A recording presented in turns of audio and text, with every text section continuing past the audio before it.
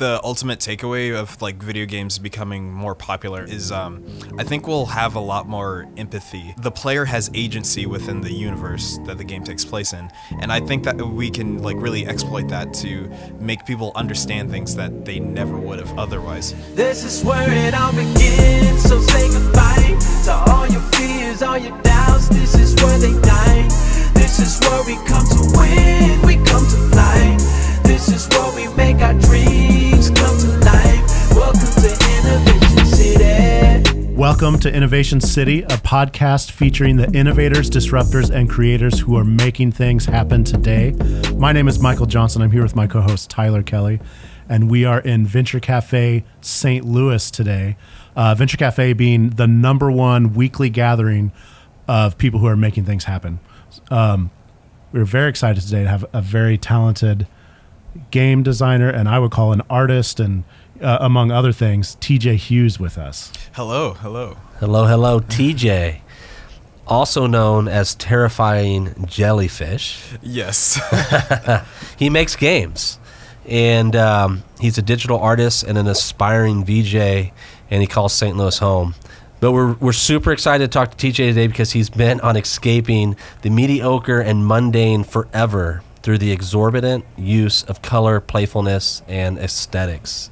And you're doing something really cool right now, which has got national attention, and it's this food game called Noor. Yeah. It's kind of just my trying to make it my magnum opus. It's something that like it's a project that evolved kind of out of like just people playing it and people experimenting it, and like it kind of grew from like people's interaction with the game. And so it's a project that's really fun to work on, and it really surprised me in how like big it's gotten. I just think that's awesome. How in the world does somebody get started like designing games? Like, where did that all start for you? For me, my story's kind of different from I guess the average one, but I just started learning from YouTube and Google. Like, I was just really interested in it, and one day I found out about this engine called Unity, and I was just purely out of interest, and because I love video games and I've always like wanted to find my sort of creative medium that I've loved the most. I just started learning how to use it, and people ask me like, oh, do you go to school for this? But no, I just learned from Google and YouTube. Like, you'll be super surprised of like how many the resources out there for free to just learn this tool. So you're basically 100% self-taught. Yeah. Which I worked with a game studio for a while. Of course, all my knowledge up to then was just like stuff that I've kind of gathered myself. But working with them has also really boosted my knowledge, and like that was pretty much my version of a college course, was just actually being out there and working on a team with folks. Like, it's such a different experience. You learn so much so fast, and so yeah, that was my trial by fire, I guess. Now, when I first found out about Noor, so I'd been to a couple events where like I've seen you kind of showing off the game, and it's really cool. But it got picked up and it just got some national press. So tell me how that felt like when you created this thing and all of a sudden it's blown up everywhere. Yeah, it was kind of surreal because it wasn't really a project that I was trying to really I wasn't really expecting much from it. I was just doing it for fun. It was when I got all this press and stuff that I was just like, okay, maybe I need to take this like a bit more seriously, because like people are into this and they're having a lot of fun with it. Maybe I should be the one to provide like the full version of this.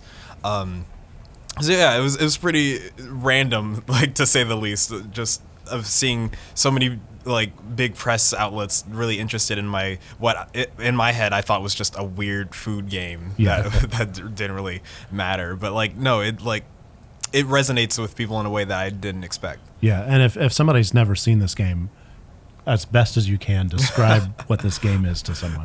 Yes, it's definitely a game that's better shown than described, but I would describe Noor as a abstract, like, kind of food art game. So it's really experimental. You're pressing buttons and playing with your food. Unlike a traditional game, there's no goals or objectives. You're just kind of like mashing buttons and seeing like food like flop in front of you and just like fall into a whole ball of food mess. And so there's a lot that goes on, and it's kind of you kind of like make your own fun with it. So this is going to seem way out in left field, but there's this idea in game theory of finite games and infinite games. And a finite game is like somebody wins the game, but an infinite game, the goal of the game is to just keep playing the game. And like people liken this to all kinds of things, government, life, whatever. Is there any influence in those kind of concepts in that game?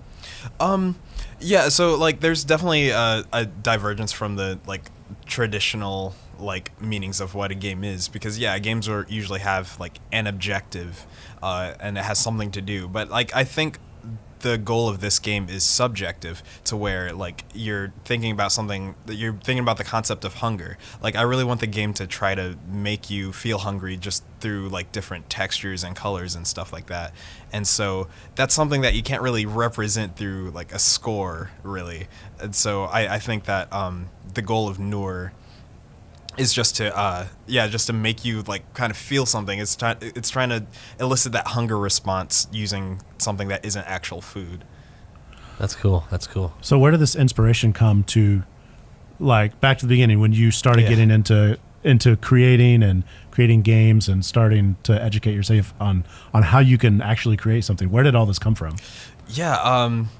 So the idea of Noor itself literally came from just me having some really good food, like some really good ramen or some really good boba tea, and I was just like, yo, this is awesome. Like I really like the colors and aesthetics of this food. And also like I would see online just a lot of like pictures and photographs of just well photographed food, and I was just like, I really like the aesthetics of this. Like, can I capture that like in 3D art? I've seen plenty of illustrations of it, but like, can I do this in 3D also? And so that kind of pushed me to just like see if I can like make something look delicious through like 3D pixels on a screen.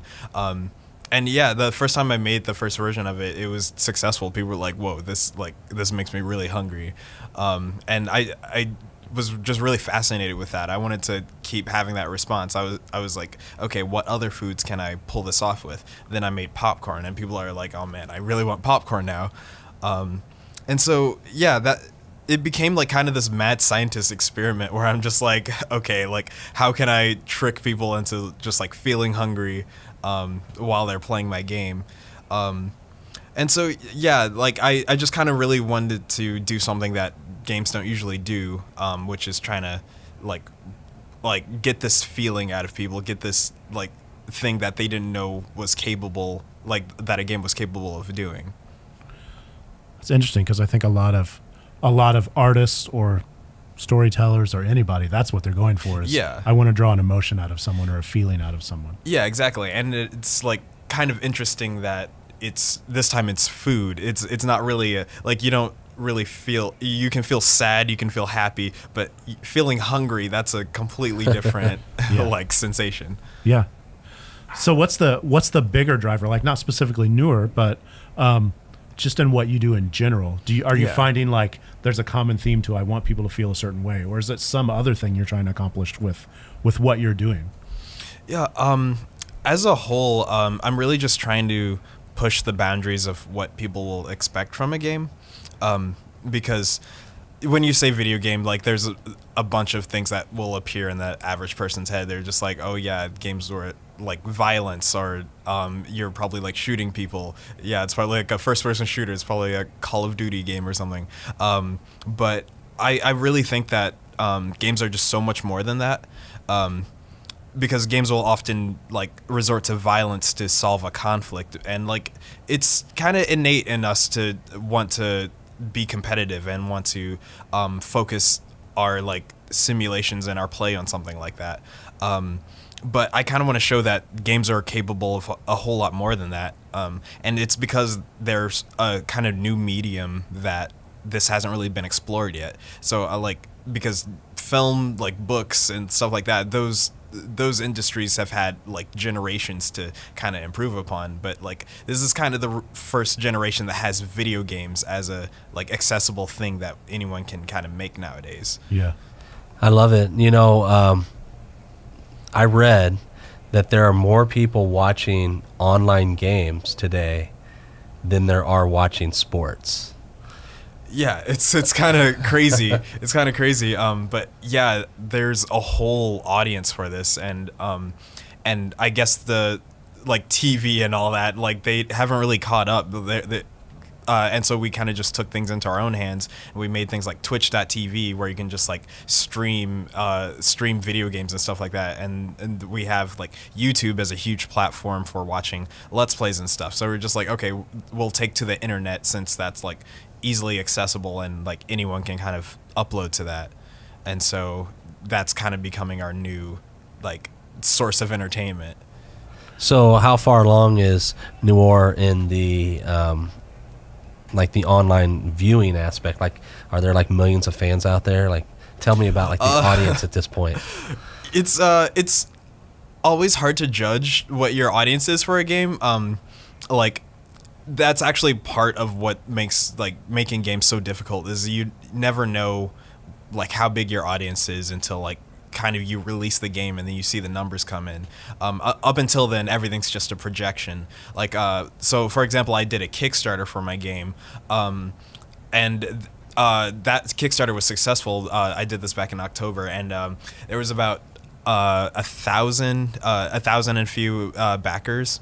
And so like that was awesome that my reach was like that huge, and like I didn't really know that at the time actually, because like I made a projection based on like how much attention my game was getting. Like it got covered in a few places, and so I was just like, okay, this is a good time to do this. But yeah, you never really know how big your reach is until you put something out there and just see what the response is. Now, a game like this, is it ever going to be finished, or is it like constantly evolving? Yeah, I plan to release it at some point, but I feel like it's going to be a project where I always get ideas for it.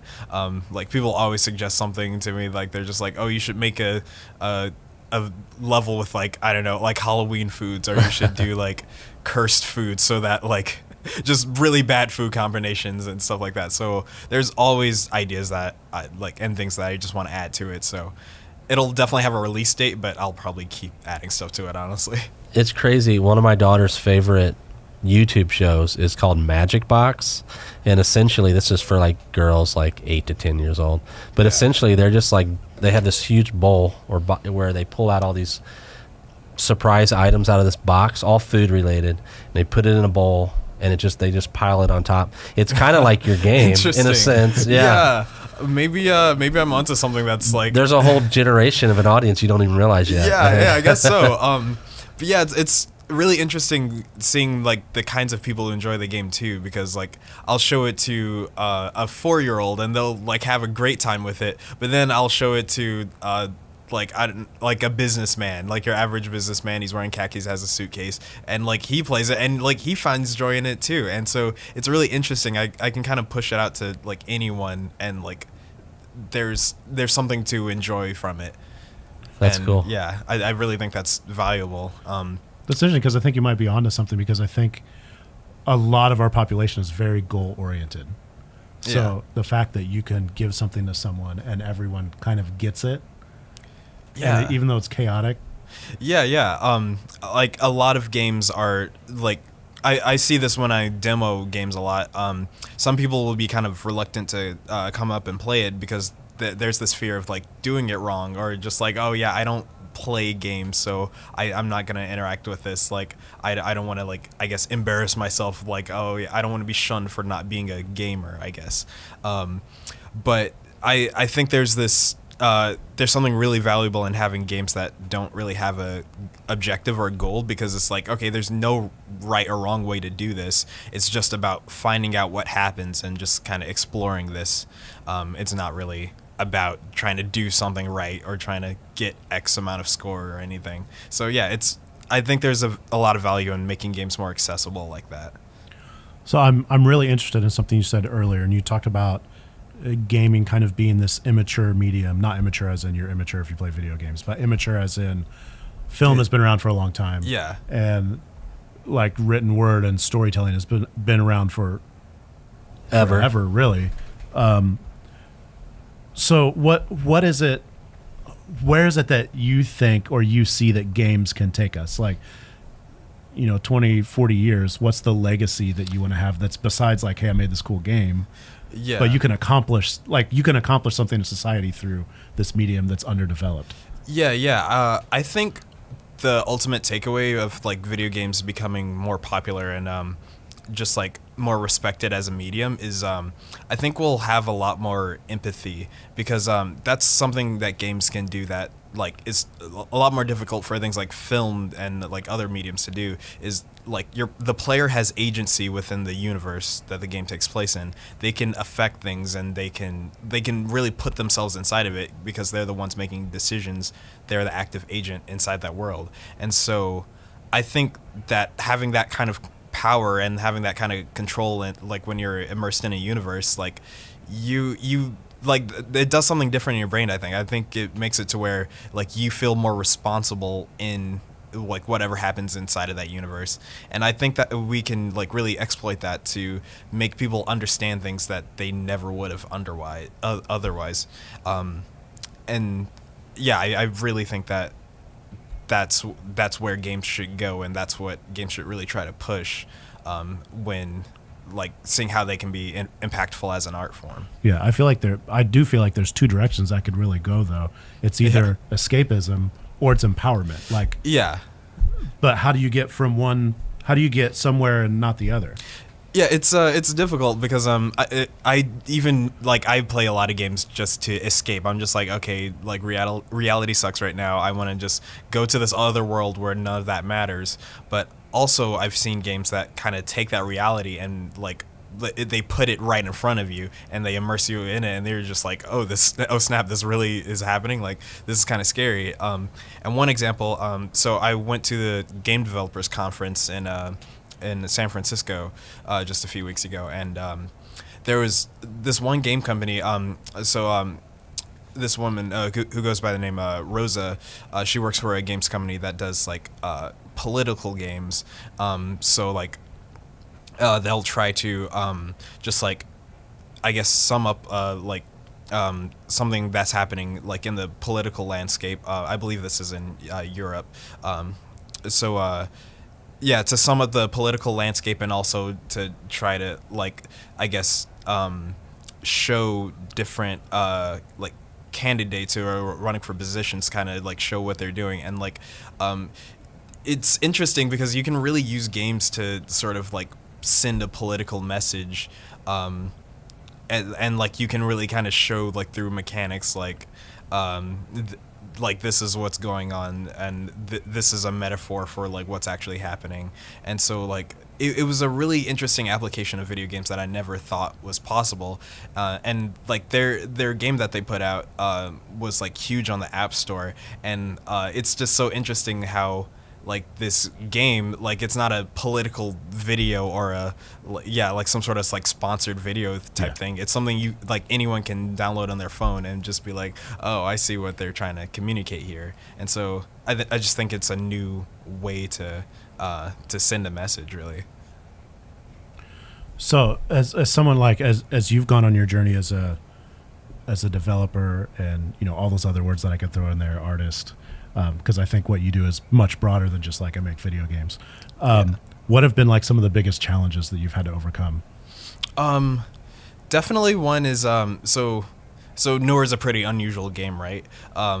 It's one challenge can usually be like finding that audience, because you already have people who expect games to be a certain type of way, and it's hard to know if you can really get your game funded and get your game out there when it's such a like kind of unusual game, because you're just like, oh wait, like publishers already know what's gonna sell. They're just like, okay, I know this game does really well. I know like this kind of like first person shooter game like always sells well, regardless of whether or not it's good. And so then you have this game here that's like that doesn't have any of those like already established like conventions or anything, and they're just like that looks awesome, but I'm not sure about its like commercial value. And so it can be hard to judge that when you're working on something so unusual. But I kind of like took that and like flipped the script. I was like, okay, because my game's unusual, I think that is the reason why it's going to do well. And so that was the judgment call that I made. And when putting the Kickstarter out there, yeah, that's what really ultimately ended up being my advantage. Like, yeah, this game is so weird, and so that increased the virality of it. People were like, hey, I've never seen something like this before. I'm going to share it on all my social media so that people can like get their thoughts on what this even is. And so that's something that like started as a challenge, but like I guess ended up being an advantage too. What other challenges have you faced as you've kind of gone through that? Yeah. So yeah, there's that, and just the pressures of like kind of working alone, because like it's one thing if you have like a team of people to sort of make your whole make the job a lot easier, because it's like, okay, you have one person who specializes in this and all that, but I'm an indie developer, so like I'm just one person, and I have to kind of manage this whole like this whole like team of things but I have to be good at all of them, or at least like a little good at all of them, and so yeah, that's something that's really difficult to do like first starting out, and that's why people always say like start small, because like one person managing all these things, unless you're like literally perfect, it's gonna be hard, and you're gonna have to cut corners somewhere. So yeah, it's been a process trying to figure that out, and luckily it's been working out. One thing is just like working on things outside of the actual game development, so like corresponding to people, getting your game out to festivals, like managing an entire Kickstarter like crowdfunding campaign. Like there's a lot to be done, and luckily now that the Kickstarter was successful, I can like seek out help and like actually like get some help and then like pay them. Like that's great. But yeah, not every indie developer is in that position, and so I guess getting there is quite a challenge. Like it's quite a climb. Yeah. So let me ask you, for the people out there that don't know anything about how to put a game together, like what is all involved in just making a game? Yeah, it depends on what you want to make, because there's so many approaches. There's no one answer I can give. Yeah, there's so many approaches, like given what type of game you want to make. Do you want to make a text-based adventure? Do you want to make a like fighting game? Do you want to make an action RPG? I don't know. I'm just throwing out genres, but yeah, it incorporates so many different mediums, and like that's kind of why it's perfect for me, because I can never stick to one thing. Like I could never stick to like, oh yeah, I want to be a painter. I'll still want to do something else on the side, and so yeah, like it can incorporate like 2D like visual art, music, sound design, like logic and mathematics for like coding and stuff like that, and so yeah, there's just so many things, and like I wouldn't say that like it's for everyone, like to just like make a whole game by yourself. Like maybe you'll want to work on a part of a game, like maybe you're like, okay, I'm a 2D artist and I want to do the illustrations for something. Like yeah, you can do that. But yeah, if you want to still make a whole game yourself, like the tools are out there. You'll be surprised, like yeah, everything's like out there, and there's like a bunch of free solutions, and it's really being like democratized, where yeah, anyone can kind of pick it up, and you can kind of pick it up like any other medium almost. Like if you want to get into filmmaking, there's like entry-level cameras you can get. You can probably just make one on your smartphone, and like there's a like video editing app on there. Like games aren't to the point where you can make them on your phone, really. I don't think. Maybe there might be, but it's getting to the point where yeah, like anyone can pick it up, like regardless of background. Anyone has a shot at it. So what's the best place to start? So for instance, like my son's young, he's in elementary school. He's very interested in the concept of coding and video games, but I think he has no clue what's involved. So where should he start? Yeah, it's depending on how early you're starting. So like I kind of jumped into the deep end and learned Unity. I definitely would not recommend that for like an absolute beginner. Yeah. But yeah, I would start it with just an interest in games in general. like have them play games like Minecraft or something, or just like games that can really teach about logic through its gameplay, and then like maybe go to like simple game editors or just like any sort of simple creator. So like there's something called Bloxels, and so an actual local company, Pixel Press, is making that, and so it kind of allows just like kids or anyone to make games through they have this like grid of blocks, and you can kind of design levels like that, and like it teaches a lot of like actually pretty complex things through this really simple interface.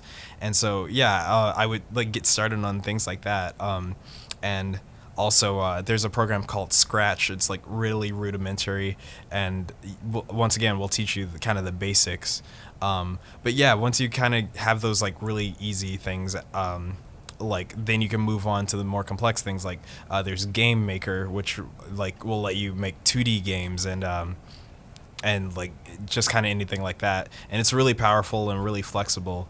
Another local company, Butterscotch Shenanigans, they use that, and then you could, I guess from there you can move on to whatever you want. So yeah, Unity, Unreal Engine, CryEngine, and so yeah, those are kind of the big engines nowadays. Wow, sounds like he loves Minecraft. And they actually use Bloxels as part of the curriculum at school. So, and I know part of that's because it's local, but I see a lot of kids in their school using Bloxels. So that's kind of encouraging for seeing that kids are actually learning these things. Yeah, it's awesome. Like logic and like game creation, like it's such a huge skill, and I really do think it should be taught in schools. So that's good to hear. Yeah. So what other advice would you give to someone who wants to follow a similar path to you? Yeah. What have you learned that you can offer? Right.